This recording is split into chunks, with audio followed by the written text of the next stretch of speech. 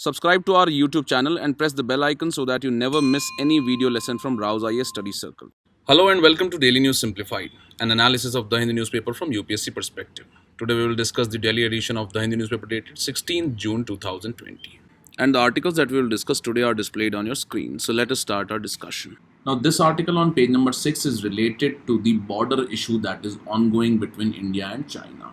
And it is particularly related to the recent incidences of skirmishes along the line of actual control along India and China border in the Ladakh region.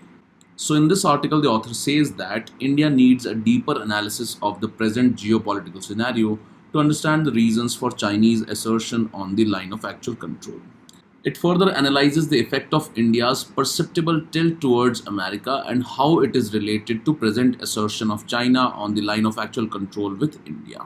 And finally, the author concludes by saying that India needs to be non aligned to reflect neutrality in its foreign policy and not become a part of any coalition that would not be in India's long term interest. So, this can be a very important part for us from the General Studies paper 2 point of view under the topic International Relations. So, in this article, let us try and understand the reasons which have been provided by the author for the recent assertion of China along the line of actual control. Further, if you go through the Daily News Simplified of 4th June 2020, you will find that we have discussed the various reasons that have been provided by an article in the Hindi newspaper regarding the recent Chinese escalation along the India-China line of actual control. And in this, the author had analyzed that China wants to distract the world from the COVID-19 crisis for which it is being held responsible. And that is why it is engaging India along the line of actual control in recent small skirmishes. Further, the Chinese assertion along the line of actual control is a reaction to India's political rhetoric on the Aksai Chin after the Jammu and Kashmir reorganization. Further, India is also carrying out infrastructural development along the line of actual control, and this has provoked the Chinese government. Further, China has become more assertive under the current presidentship, and other reasons which are highlighted are that China now views itself as a superpower and accordingly it is engaging itself on multiple fronts. So, along with all these points that were discussed in the DNS of 4th June, let us now look at some other reasons that have been provided by the author in this article. And collectively, all these reasons can be used for answering questions related to the recent border standoff between India and China. Now, some of the reasons which have been highlighted by the author regarding the recent assertiveness of China along the line of actual control include India's tilt towards United States of America, also deteriorating bilateral relationships between India and China, and also the Chinese internal dynamics. And all these reasons have prompted China to become assertive on the line of actual control between India and China. So now regarding India's tilt towards the United States of America, it is being said that in the present geopolitical theater of action, India is being seen as tilting towards the United States of America. Now this tilt is more visible in the domain of US-China relations. And we note that India and USA are converging in terms of their strategy towards the Indo-Pacific region. And this convergence between India and United States of America on the Indo-Pacific strategy is being seen as being directed against China. And this has prompted China to engage India along its border, or it has prompted China to become assertive along the Indo-China line of actual control. Further, we note that India is aligning with the United States of America against China, and it is seen as an important member of the Quad group, which comprises of the United States of America, Japan, Australia, and India. Further, we note that recently the President of the United States of America has announced that there is a need for expanding the G7 grouping. And in this plan of expanding the G7 grouping, the American president has highlighted that it will include India, however, it will exclude China. So all these events highlight that India is tilting towards the United States of America and it is being seen as a part of the coalition which stands against China. Or India is collaborating with countries which are mainly being seen as anti-China. And this has prompted China to engage India along its border in terms of the skirmishes that are happening on the border. And this is one of the important reasons that the author highlights that India still towards United States of America is irking China. Further, the author highlights that there has been deteriorating bilateral relations between India and China. And India is the only main Asian country that stands against the Belt Road Initiative of China. Further, we note that India has continuously opposed the China Pakistan Economic Corridor, which India claims that it passes through the Indian territory, and that is why it raises the issue of sovereignty of Indian territory. Further, India was the first one to put the curbs on Chinese foreign direct investment during the COVID 19 pandemic. And we note that due to the economic slowdown because of the COVID 19 pandemic, China started buying the distressed companies across the globe. And in this line, China had invested in the Indian banking sector. So, accordingly, India was the first one to put the curbs on Chinese foreign direct investment. Further, there is also rising anti China propaganda within the India. And we see that there have been campaigns regarding the boycott of Chinese products. And finally, India's tilt towards United States of America is perceived negatively by China, and this view has been echoed by China in the past border discussions. So all these events highlight that China perceives that India is tilting towards United States of America and is aligning with other countries against China. Further, India has been continuously opposing China, and the bilateral relations between the two countries are also deteriorating. And besides these, there have been changing internal dynamics in China. And we note that there is growing opposition within the Communist Party of China against the Belt Road Initiative. And further, we note that China is facing an economic slowdown, and at the same time, there is growing anti China sentiment across the world. Now, in conclusion, we note that India is being increasingly projected as an alternative model to China. And also, India is being made a part of wider anti-China alliance, and which China sees or perceives as a provocation against China.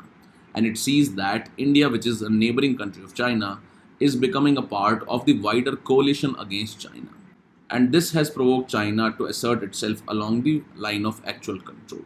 So, in conclusion, the author suggests that India should avoid such perception game, and any miscalculation can lead to further engagement and wider conflagration, and which will not be beneficial for both the countries. So, the author says that it is not the time for India to be seen as a part of the coalition which stands against China. So, the suggestion is that India has consistently followed a different policy in the past, and it is advisable that India remains truly non aligned and not become part of any coalition that would not be in India's long term interest.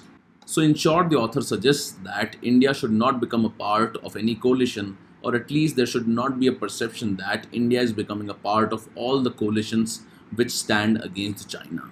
And this perception of India as being a part of the larger coalition against China has provoked China to be assertive along the line of actual control.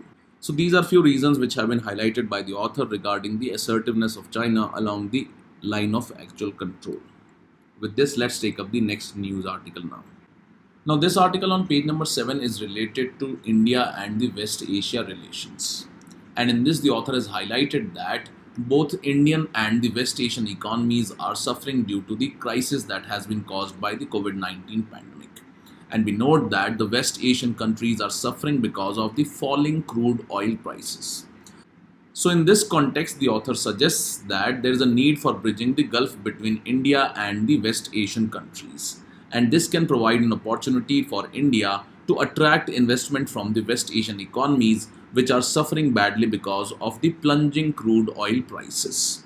So, this can be an important aspect for us from General Studies Paper 2 point of view under the topic International Relations. Now, in the Daily News Simplified of 10th April 2020, we have discussed about the India-Gulf economic ties and what is the importance of the West Asian region for Indian economy. And we have seen that it is the fifth largest global trading partner of India and also fulfills the crude oil requirement of India. Further, the Indian expatriate community that works in the Gulf countries sends the highest remittances in India, and they are crucial for the balance of payment situation and the current account deficit situation for India. So, we have seen the various aspects of India Gulf economic ties in that discussion in the DNS of 10th April 2020. However, in this discussion, in this article, we will only take up the important points that have been highlighted by the author, which can be used while writing answers related to India and West Asia. So, in this context, the author says that India gets around 60% of its hydrocarbon requirements from the West Asia. However, because of the falling crude oil prices, the West Asian economies have been suffering badly. And major sovereign wealth funds and other financial institutions in the West Asia have been hit hard because of the COVID-19 pandemic and the ensuing economic crisis. So, in this context, India can use this as an opportunity to attract a significant amount of capital from the West Asian economies. And in this line, we see that the economic stimulus which has been announced by India can be a positive message to the West Asian investors about the growing economic opportunities in India. However, there are certain concerns regarding the existing investments from the West Asian investors in India, and they need to be addressed first.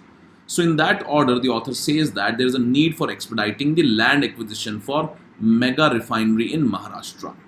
And this refinery project stands at about $50 billion project. And in this, major companies like the Saudi Arabian Aramco and Abu Dhabi National Oil Company are investing.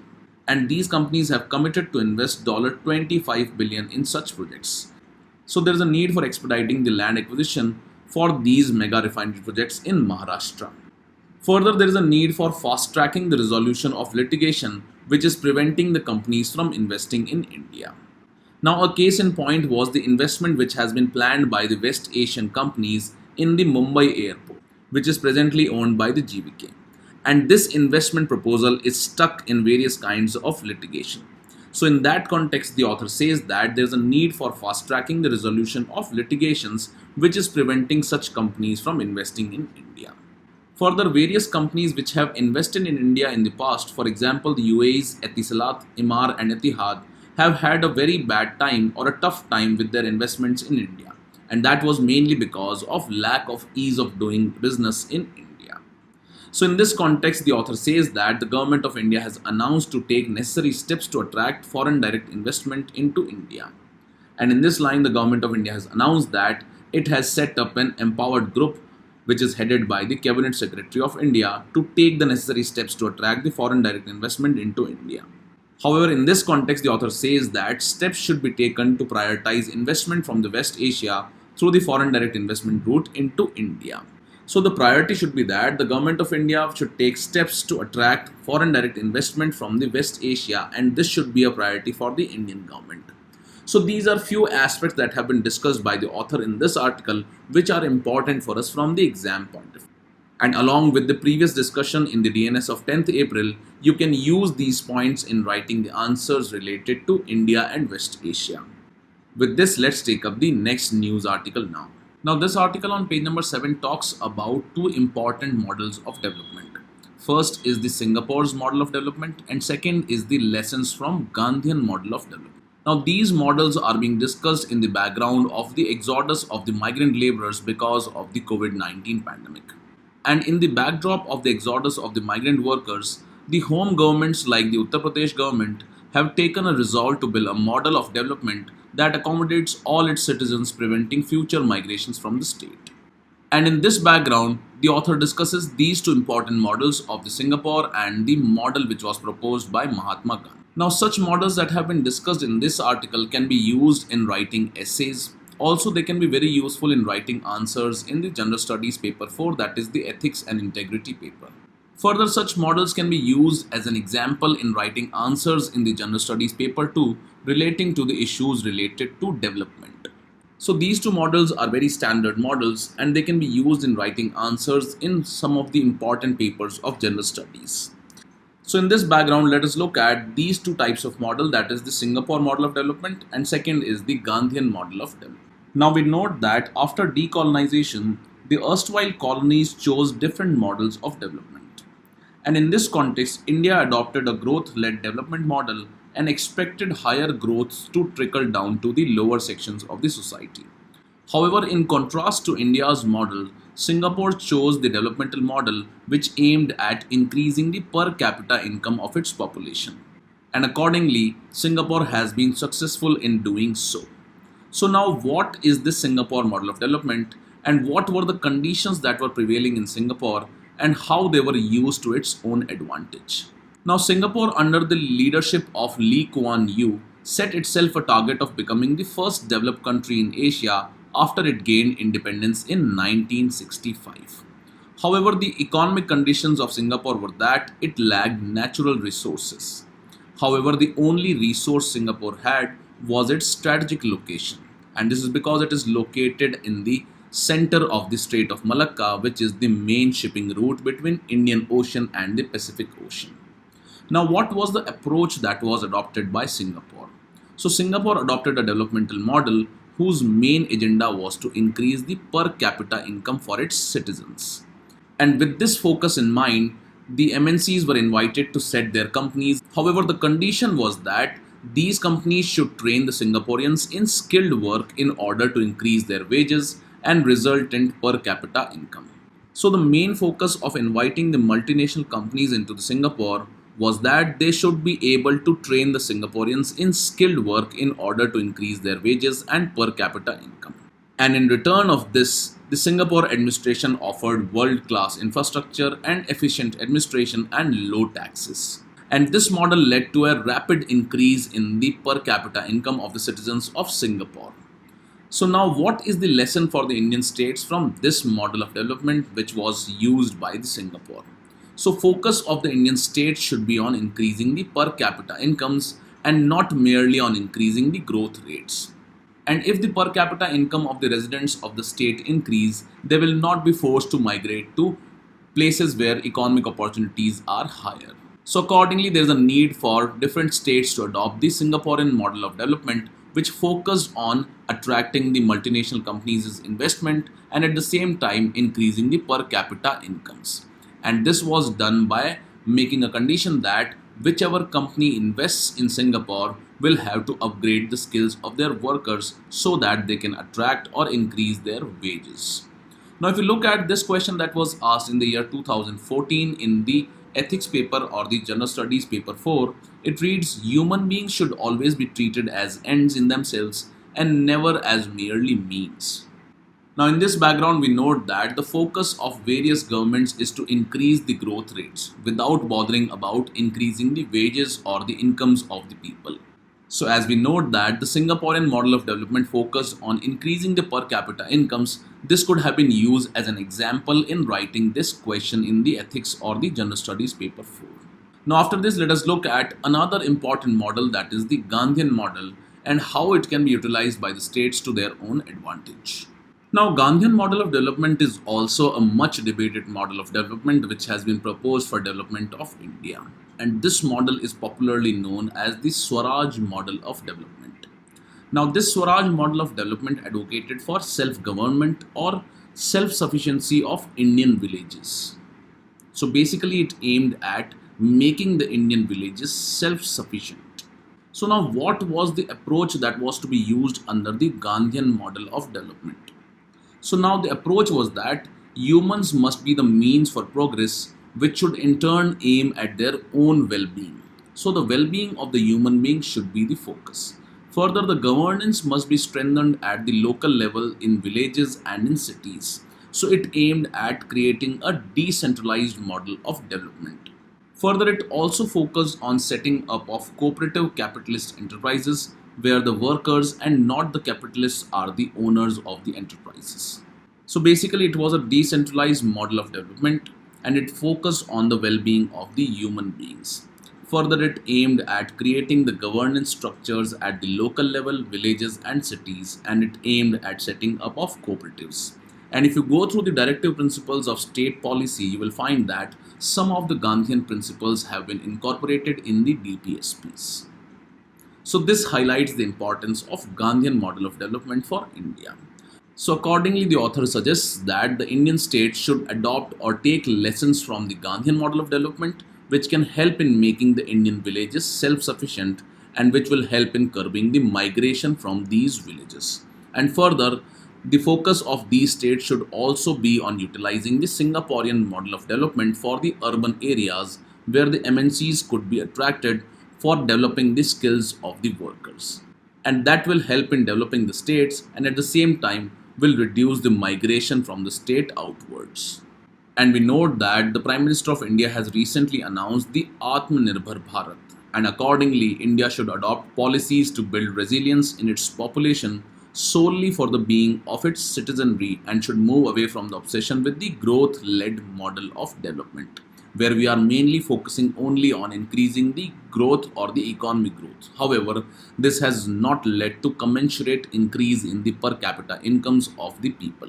So these were few important points and they can be used in answering questions in the mains examination in various papers of general studies. With this, let's take up the next news article now. Now, this editorial on page number 6 is related to a new kind of testing which has been recommended by the Indian Council of Medical Research. So, the ICMR has recommended the use of standard Q COVID-19 AG antigen detection test in containment zones and healthcare settings in combination with the already used RT-PCR test. Now, as we note that the COVID situation in our country is worsening rapidly. So, in this background, testing is very important for the controlling of COVID-19. Now, India's testing rates are the lowest across the world, and one of the reason is the expensive and time-consuming confirmatory test, which is known as the RT-PCR test. So, in this background, to increase the testing rates, the ICMR has recommended a new kind of test. So in this, let us look at the different kind of tests that are available for COVID-19 infection, and let us look at some of these aspects for us from the preliminary examination point of view. Now, the first kind of testing that is available against the COVID-19 is the antibody test. And we note that antibodies are produced by the immune system in response to the attack by various pathogens or viruses. Now, in this method of testing, blood samples are collected and used to find the antibodies that are produced by the immune system. So by finding the antibodies which are produced by the immune system in response to the attack by the virus's presence can be detected. Now, one of the advantage of using the antibody test is that they are fast and expensive. However, one of the disadvantages is that it is an indirect method of testing as it cannot find the virus directly. However, it relies on the antibodies which are produced by the immune system in response to the attack by the virus. And at times, the antibodies can show up between 9 to 28 days after getting infected. So now, if this antibody test is conducted on a patient whose body produces or whose immune system produces these antibodies within 9 to 28 days, and if this test is conducted before 9 days, then it is likely that it will not provide the results of being infected by that virus. And this is because his or her body or immune system has not produced these antibodies which are tested under the antibody test. So basically, it is an indirect test and it is not very reliable. And as we know that antibodies can show up between 9 to 28 days after the infection has set in, by this time an infected person can spread the disease if he or she is not isolated. Now, the second type of test is known as the RT-PCR test. And it is a method of testing by taking a nasal or throat swab from a patient, and it involves extracting the ribonucleic acid or the RNA, which is the genetic material of the virus. And if the RNA that has been found during testing shares the same genetic sequence as the SARS-CoV-2 or the COVID-19 virus, then it is deemed to be positive. Now, this RT-PCR test is one of the most reliable testing which is available for COVID-19 infections. And this form of testing can turn negative only if the actual sample does not carry the virus. So in this background, the Health Ministry of India has announced the real-time reverse transcription polymerase chain reaction or the RT-PCR as the gold standard frontline test for COVID-19. However, one of the disadvantages of the RT-PCR technology is that it is very expensive in nature and it takes a lot of time. Further, the third kind of test which has been approved by the ICMR is the antigen detection test. And under this test, on the swabbed nasal samples, detection is made for the antigens that are found on or within the COVID-19 virus. Now, these antigens are the foreign substances that induce an immune response in the body. So these tests are important because these are point of care tests and these are performed outside the conventional laboratory setting and is used to quickly obtain a diagnostic result. And accordingly, the ICMR has allowed the use of antigen detection kits which are developed by the South Korean company HD Biosensor. So these are two reliable testing mechanisms which are available for detecting the infections from COVID-19 virus. However, the advantage with the antigen detection test is that it provides the report within 30 minutes. However, the RT-PCR test takes around 4 to 5 hours to give out the report of infection. However, one caution that needs to be exercised according to the ICMR guideline is that if the test shows a positive result, it should be considered as true positive and does not need reconfirmation. However, those who test negative in the rapid antigen test should then be tested by the RT-PCR to rule out the infection. So this means that if a person is tested negative under this rapid antigen detection test, then he or she should be again tested by the RT-PCR test, which is the gold standard for detecting the COVID-19 infection. So these are few aspects of the antibody test, the antigen test, and the RT-PCR test. And these can be important for us from the preliminary examination point of view. Now, these three news articles are important for us from the preliminary examination point of view. So this first article is on page number 9 and it reads that India and China's nuclear arsenals are growing. And this has been highlighted by a Swedish think tank. So in this we will look at some important facts related to the nuclear arsenals from our preliminary examination point of view. Again, this news article on page number 11 is related to Vandhan Yojana, which is an important scheme for tribal upliftment. So let us look at this Yojana also from the prelims perspective. And again, we will look at this important body, that is the IAEA, which is beginning its meet over the Iran's nuclear program. So what are the important facts related to IAEA which can be asked in our preliminary examination? So let us have a look at all these aspects. Now, as per the latest report by the Swedish think tank Stockholm International Peace Research Institute, Russia and US together possess over 90% of the global nuclear weapons. And there has been a marked decrease in the nuclear weapon possession by the 9 nuclear armed states, that is the US, Russia, UK, France, China, India, Pakistan, Israel, and North Korea. So here it is important to note the 9 nuclear armed states, and this can be an important aspect for us from the preliminary examination point of view. Now, the decrease in the overall number of the nuclear weapons is largely attributed to the dismantlement of the old nuclear weapons by Russia and the United States of America under the 2010 treaty, which is known as the New Strategic Arms Reduction Treaty or the New START. Now, this was an important treaty that was signed in the year 2010 between the United States of America and Russia, and it aimed at the dismantlement of old nuclear weapons. And accordingly, it was asked in the preliminary examination of 2010. So now this treaty will be lapsing in February 2021.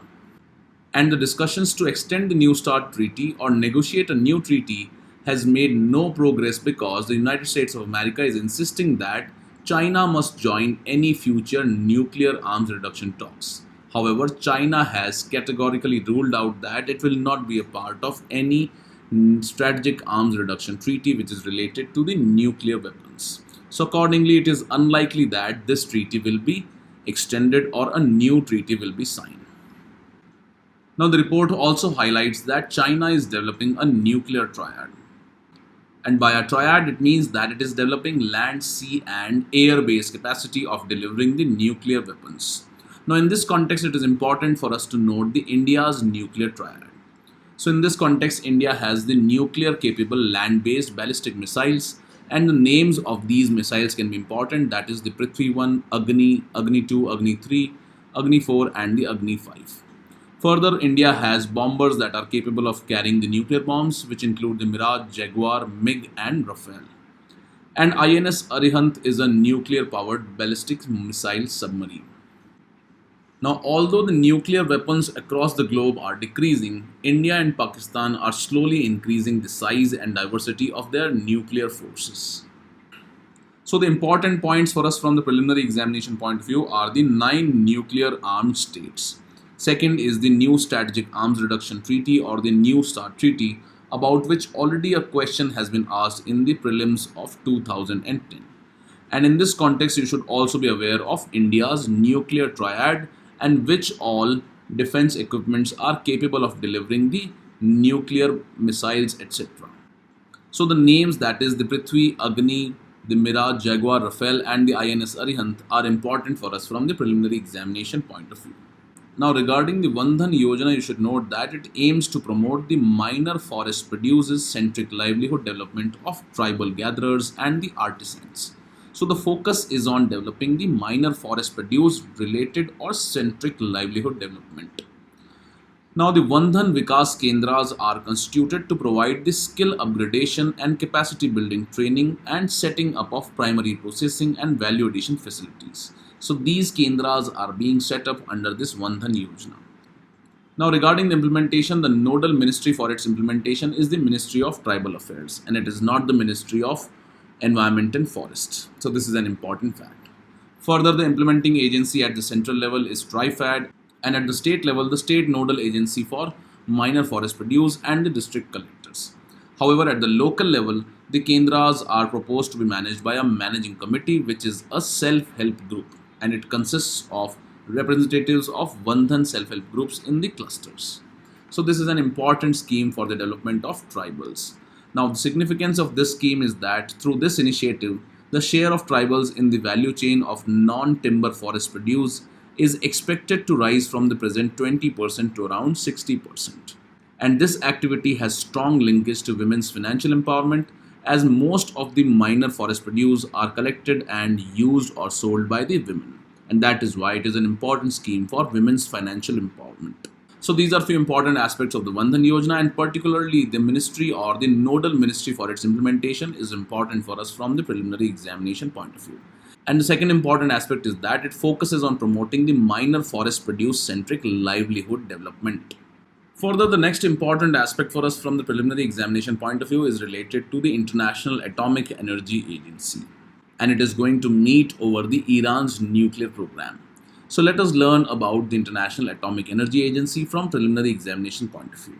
So it was set up as the world's Atom for Peace organization in 1957 within the United Nations. Further, it reports to both the United Nations General Assembly and to the Security Council.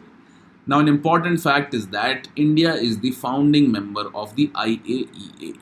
Further, the relationship between the IAEA and UN system is that it is an autonomous organization within the ambit of United Nations system, and it is considered to be related organization by the United Nations. Thus, it is not a specialized agency because of the political nature of the work which is done by it. Further, it seeks to promote the peaceful use of nuclear energy, and it also aims to inhibit its use for any military purpose, including the nuclear weapons. Further, it works with its member states and multiple partners worldwide to promote safe, secure, and peaceful use of nuclear technologies. Further, an important role of the IAEA is the application of the safeguards which have been provided under the Nuclear Non-Proliferation Treaty or the NPT and other international organizations, etc. So basically, it applies the mandatory comprehensive safeguards in the non-nuclear weapon states which are party to important treaties like the NPT treaty. So these are few important facts related to the IAEA which can be important for us from the preliminary examination point of view. That is, it is not a specialized agency of the UN. Further, India is the founding member of the IAEA, and it is an autonomous organization within the UN system. And it aims at applying the comprehensive safeguards to the non-nuclear weapon states which have been provided under the NPT, etc. And with this, we conclude today's discussion. Now let's take up the question for the day.